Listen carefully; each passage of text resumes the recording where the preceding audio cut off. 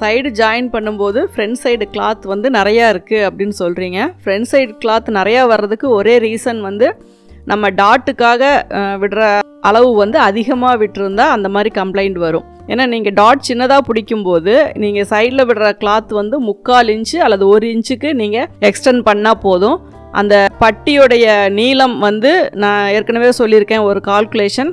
Bag வந்து நீங்கள் எவ்வளோ எடுக்கிறீங்க, அதாவது 7.5 இன்ச்சு ப்ளஸ் டாட்டுக்கு 1 இன்ச்சு ப்ளஸ் 1.5 இன்ச்சு எடுக்கிறீங்க அப்படின்னா அந்த 1 இன்ச்சு டாட்டுக்கான அளவை வந்து விட்டுருங்க. அப்போ 7.5 ப்ளஸ் 1.5 என்ன ஆகும் அப்படின்னா 9 இன்ச்சு வரும். அப்போது உங்களுக்கு ஃப்ரண்ட்டில் வைக்கிற அந்த பட்டியோட நீளமும் வந்து உங்களுக்கு 9 அல்லது 9.5 இன்ச்சு இருந்தால் போதும். அதை விட அதிகமாக வருது அப்படின்னா மீதி கிளாத் எல்லாமே எக்ஸஸாக தான் வரும். அது கரெக்டான பொசிஷனில் வந்து உங்களுக்கு அந்த 3 லைன் ஸ்டிச் போடும்போது பர்ஃபெக்டாக வராது. ஏன்னா உங்களுக்கு துணி அதிகமாக போகும்போது அந்த ஷேப்பு கப் ஷேப் ஃபுல்லாகவே உங்களுக்கு சைடில் வரும்போது உங்களுக்கு அந்த ஷேப் மாறும்.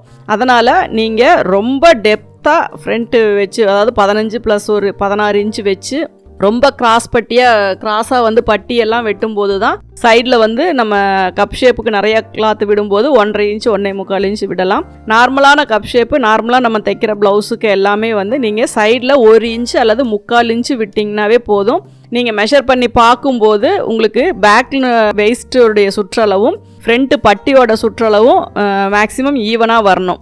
1/2 இன்ச்சு முன்ன பின்ன வர்றது தப்பு இல்லை. அதையும் பர்ஃபெக்டாக பண்ணணும் அப்படின்னாலும் நீங்கள் பண்ணிக்கலாம். அதை விட அதிகமாக இருக்கிறதெல்லாம் உங்களுக்கு கிராஸ் வந்து சைடில் எச்சா தான் வரும். அதை நம்ம கட் பண்ணுற மாதிரி ஆகும். அதனால் அந்த இதில் வந்து அந்த போர்ஷனில் பட்டி மேலே எக்ஸஸாக விடுற கிளாத்து பட்டியோட நீளம் இதில் மட்டும் நீங்கள் கொஞ்சம் கவனம் வச்சு அதை பார்த்தீங்க அப்படின்னா உங்களுடைய இந்த ப்ராப்ளத்தை வந்து நீங்கள் சால்வ் பண்ணிக்கலாம்.